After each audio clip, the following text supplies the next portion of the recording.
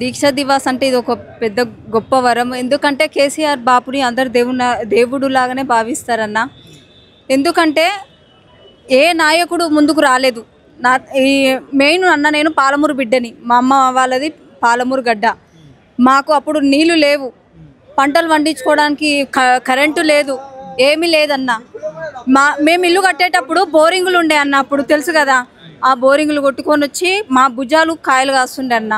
నేను 8th class నుంచి చదువు పక్కకు పెట్టి ర్యాలీలు, అప్పుడు తెలంగాణ రావాలి బాపు కేసీఆర్కే వచ్చింది థాట్.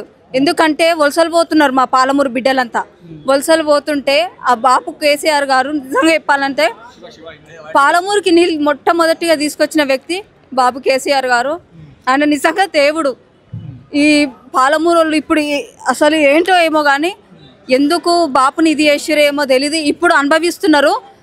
అక్కడ ఎమ్మెల్యే అనిరుద్ధ్ రెడ్డి ఉంటాడు, డాంబర్ రోడ్ వేసిరన్న, వైరల్ అయింది నిన్న మొన్న, మీరు చూసే ఉంటారు.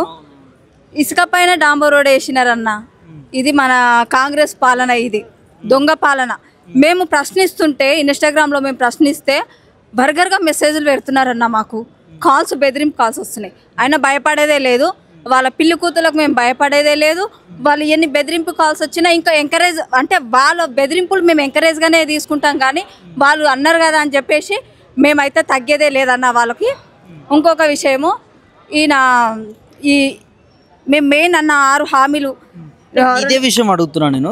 కేసీఆర్ 10 సంవత్సరాల్లో అసలు ఏమీ చేయలేదు, అప్పులు చేసిపోయిండు, నీళ్లు తీసుకురాలేదు, కేవలం చూపించుకుంటా ఉన్నారు. తెలంగాణని నిండా ముంచిరని దాన్ని ఈ కాంగ్రెస్ సోషల్ మీడియా వైరల్ చేస్తూ ఉంది. ఏం చెప్తారు దీని గురించి? ఇప్పుడు అప్పులు చేసిండు అని అంటున్నారు.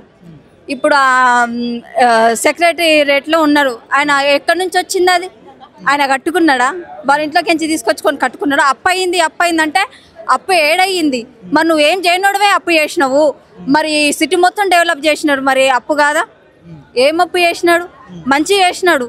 ప్రతి ఆడబిడ్డకు పండుగ, బతుకమ్మ పండుగ అంటే నిజంగా మాకు తెలీదు. బాపు కేసీఆర్ గారు వచ్చినాకనే బతుకమ్మ అంటే ఏంది అనేది తెలిసింది.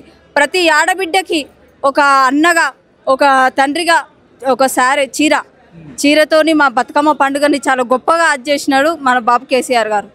ఈయన చీరలిస్తా అని చెప్పిండు. లాస్ట్ ఇయర్ 2 చీరలు. మరి లాస్ట్ ఇయర్ ఎలక్షన్స్ లేకుండే అప్పుడు ఇవ్వలేదు. ఇప్పుడు సర్పంచ్ ఎలక్షన్స్ ఉన్నాయి, ఇప్పుడు 2 చీరలు అన్నారు ఇయ్యారు. ఇక మరి 4 చీరలు కదా అన్న ఇవ్వాల్సింది. ఒక చీర ఇచ్చి ఏమంటాడు? ఆ చీరలు కట్టుకొని వచ్చి ఎలక్షన్లో ఓటేయాలంట. మరి ఫస్ట్ అలా పెళ్ళానికి ఏమని చెప్ప, ఆ చీర ఆయన పెళ్ళం కట్టుకుంటే నేను గిట్లనే మాట్లాడుతున్నా. ఆయన పెళ్ళం కట్టుకుని ముంగట పోతే ఈ గ్రూప్ల సభ్యులకు ఇచ్చిరు కదా, మరి మిగతా వాళ్ళు మనుషులు గారా? వాళ్ళు చీరలు కట్టుకోవద్దా? నీ ఇంట్లోకించి తీసి ఇచ్చినావా? ప్రింట్ వేసి ఇచ్చినావా? మా తెలంగాణ ప్రభుత్వం సొమ్మే కదా దోచుకుంటుంది, తీసుకుంటున్నావు నువ్వు. ఏం చెప్తారు మరి? ప్రజాపాలన 6 గ్యారెంటీలు ప్రజలకు ఇది చేస్తున్నాం అది చేస్తున్నాం అని అంటున్నారు. తులం బంగారం ఇస్తామని చెప్పి ఇంతవరకు రాలేదు. ఏం చెప్తారు? తులం బంగారం కాదు కదా అన్న, ముగ్గు పుడక కూడా ఆయన ఇవ్వడు కూడా.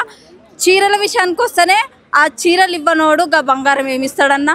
ఆయనకి ఏది చేత కాదు, బర్గర్గా మాట్లాడాడు తప్ప ఇంకేది చేత కాదు ఆయనకు. ఆ మాటలు మేము మాట్లాడగలుగుతామన్నా, అది మా సంస్కారం. మా బాపు కేసీఆర్ గారు మాకు నేర్పించిన సంస్కారం. మేము మాట్లాడాలంటే నిజంగా ఇప్పుడు అన్నారు కదా చెవులకించి రక్తాలు వస్తాయి, ఎందుకంటే ఘోరంగా వస్తాయి మాటలు మాకు. కానీ మేము అనలేం. పని పాట అనేది ఏది ఉండదు వాళ్ళకి. ఎందుకంటే వాళ్ళు చేసేది ఏం లేదు, వాళ్ళు హామీలు అని చెప్పేసి ఇచ్చింది ఏమీ లేదు. ఇక మరి ఇచ్చిన వాళ్ళ మీదనే మొత్తుకుంటారు కదా అన్న. ఇక వాళ్ళని ఏమన్నాలో వాళ్ళకే వదిలేసేయాలి. వాళ్ళకు అసలు ఏం చెప్పాలో కూడా, వాళ్ళకి పేర్లు పెట్టడానికి కూడా ఒక జంతువు పేరు పెడదామన్నా కానీ ఆ జంతువు చచ్చిపోతే సిగ్గుతోని. పాలమూరు నుంచి వచ్చినా అంటున్నామమ్మా. ముఖ్యమంత్రి అనేక సార్లు చెప్తా ఉంటాడు, నేను పాలమూరు బిడ్డని, ఈ ప్రాంతాన్ని నేను డెవలప్ చేసుకోవద్దా అని చెప్పి మాట్లాడుతాడు. ఏం చేసినాడు? ఒకసారి అన్న, ఇది వాళ్ళ డాడీ చనిపోతేనంట నీళ్ళు లేకుండేనంట, నెత్తిలో నీళ్ళు చల్లుకొని వచ్చినామని ఆయనే చెప్పిండు. మళ్ళీ ఏం చెప్పిండు అసెంబ్లీలో? ఆయన పేరు ఊసరివెల్లి, యాక్చువల్లీ ఊసరివెల్లి అని పెట్టాలి.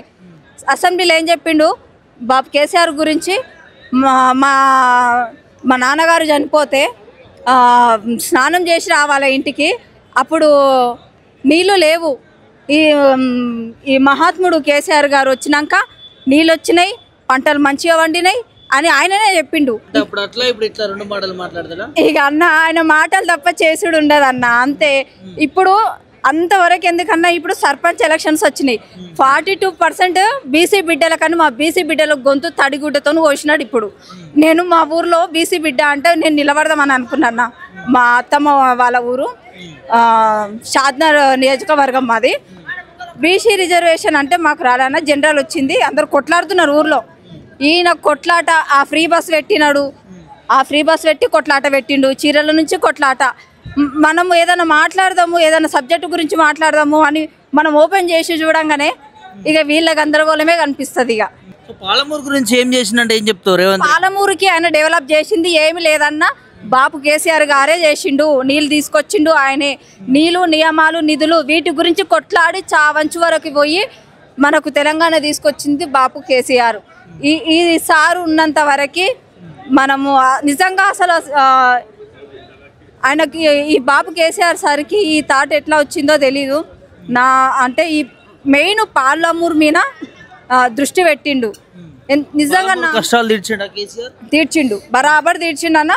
ఈ 10 సంవత్సరాలులా ఏ బాధలు లేకుండా ఉండే. మళ్ళీ ఈయన ఏమంటే వచ్చిండో, ఈయన అడుగు పెట్టిండంటే అన్ని యాక్సిడెంట్లు, ఫ్రీ బస్సు పెట్టి అన్ని యాక్సిడెంట్లు అయ్యే సిచ్యువేషన్ ఉన్నది. అన్ని దారుణాలు. దళిద్రుడు, ఈయన పాదమే దళిద్ర పాదం. నేను ఇన్స్టాగ్రామ్లో కూడా ఇదే అంట, దళిద్ర పాదం ఈయనది. ఈయన ఎప్పుడైతే రాజీనామా పెట్టుకొని పోతాడో అప్పుడు ఈ తెలంగాణకు పట్టిన దళిద్రం వదిలిపోతుంది అన్న.